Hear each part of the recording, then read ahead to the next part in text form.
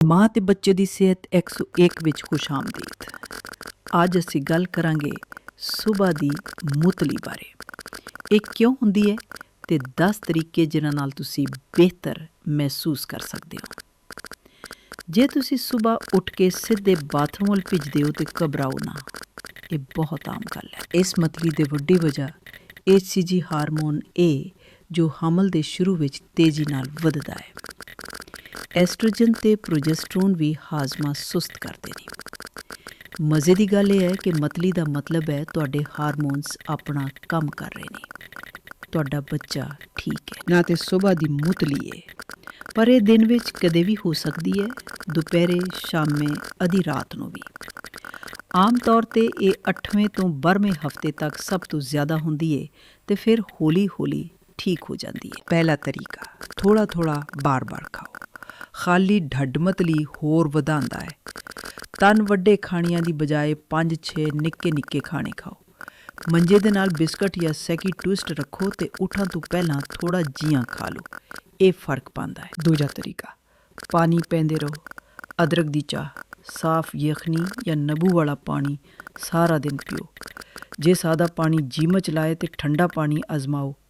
ਪਾਣੀ ਦੀ ਕਮੀ ਮੁਤਲੀ ਹੋਰ ਵਧਾ ਦਿੰਦੀ ਹੈ ਤੇ ਫਿਰ ਤੇ ਹੋਰ ਮਸਲੇ ਬਣ ਜਾਂਦੇ ਨੇ। ਤੀਜਾ ਤਰੀਕਾ, ਅਦਰਕ ਤੁਹਾਡੀ ਸਭ ਤੋਂ ਪੱਕੀ ਸਹੇਲੀ ਹੈ। ਰਿਸਰਚ ਨੇ ਸਾਬਤ ਕੀਤਾ ਹੈ ਕਿ ਅਦਰਕ ਵਾਕਈ ਮੁਤਲੀ ਘਟਾਉਂਦਾ ਹੈ। ਅਦਰਕ ਦੀ ਚਾਹ, ਅਦਰਕ ਦੇ ਬਿਸਕਟ ਜਾਂ ਅਦਰਕ ਵਾਲੇ ਮਸ਼ਰੂਬ ਆਜ਼ਮਾਓ। ਦਿਨ ਵਿੱਚ 1 ਗ੍ਰਾਮ ਅਦਰਕ ਮਹਿਫੂਜ਼ ਤੇ ਮੁਅੱਸਰ ਹੈ ਤੇ ਸਸਤਾ ਵੀ ਹੈ ਡਾਕਟਰ ਨਾਲੋਂ। ਚੌਥਾ ਤਰੀਕਾ, ਉਹਨਾਂ ਚੀਜ਼ਾਂ ਤੋਂ ਬਚੋ ਜੋ ਮੁਤਲੀ ਵਧਾਉਂਦੀਆਂ ਨੇ। ਤੇਜ਼ ਬੋ, ਚਿਕਨਾ ਖਾਣਾ ਤੇ ਮਸਾਲੇਦਾਰ ਖਾਣੇ, ਇਹਨਾਂ ਤੋਂ ਦੂਰ ਰਹੋ। ਖਿੜਕੀਆਂ ਖੋਲ੍ਹੋ, ਚਾਵਲ, ਕੇਲੇ ਤੇ ਸਾਦੀ ਰੋਟੀ ਖਾਓ। ਹਾਂ, ਬੋਰਿੰਗ ਲੱਗਦਾ ਹੈ ਪਰ ਪੇਟ ਠੀਕ ਰਹਿੰਦਾ ਹੈ। ਪੰਜਵਾਂ ਤਰੀਕਾ, ਵਿਟਾਮਿਨ B6 ਆਜ਼ਮਾਓ। ਦਿਨ ਵਿੱਚ 3 ਵਾਰੀ 10 ਤੋਂ 25 ਮਿਲੀਗ੍ਰਾਮ ਲੈਣ ਨਾਲ ਮੁਤਲੀ ਘਟਦੀ ਹੈ। ਹਮਲ ਵਿੱਚ ਮਹਿਫੂਜ਼ ਹੈ ਪਰ ਡਾਕਟਰ ਤੋਂ ਜ਼ਰੂਰ ਪੁੱਛੋ। 6ਵਾਂ ਤੋਂ 8ਵਾਂ ਤਰੀਕਾ, ਇਕਵੈਪਰੇਸ਼ਰ ਬੈਂਡ ਗਟੇ ਤੇ ਪਹਿਨੋ। ਇਹ ਪੀ 6 ਨੁਕਤੇ ਤੇ ਦਬਾਉਂਦਾ ਹੈ ਜੋ ਮੁਤਲੀ ਘਟਾਉਂਦਾ ਹੈ।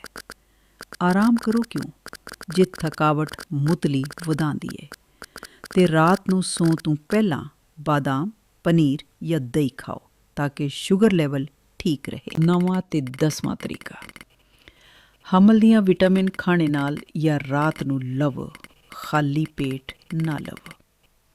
ਤੇ ਜਾਣੂ ਕਦੋਂ ਡਾਕਟਰ ਨੂੰ ਬੁਲਾਉਣਾ ਹੈ?